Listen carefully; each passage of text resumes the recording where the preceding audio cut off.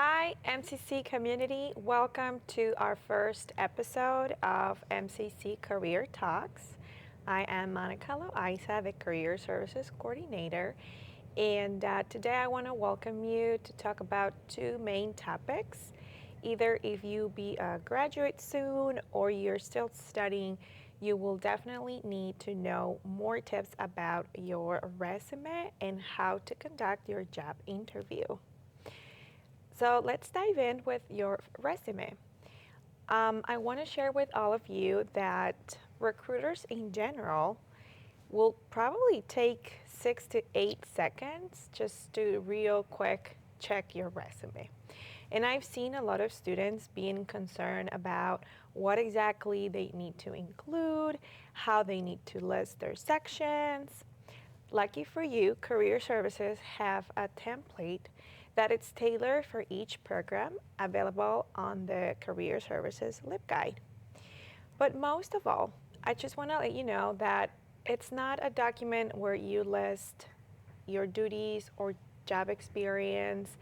It's not a set of listing. Basically, it's a quick resume and information that you need to combine in one page max. The most important things that recruiters will take a look at would be actually the job positions you've had and if you have the technical skills that require the job.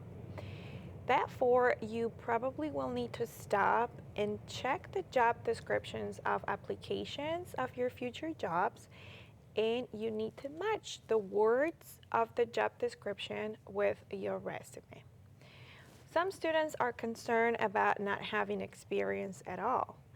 Well, let me tell you that that's something you can easily fix. A resume is not only a job duty list. You can include volunteer experiences, you can include class projects, you can include other projects, personal projects as well. Therefore, I highly recommend you not to only keep one general copy of your resume. You're probably ended up having multiple copies of your resume. And the most important thing, I want you to focus in the action verbs you are going to use. It is important for you to know that recruiters are looking for results, and you can actually add numbers to the things that you have done in the past. So for example, if you only list in your job, I'm responsible for social media, it doesn't create much impact from the recruiter's side. Whereas you can include, I impulse the social media obtaining 20% of engagement of the audience.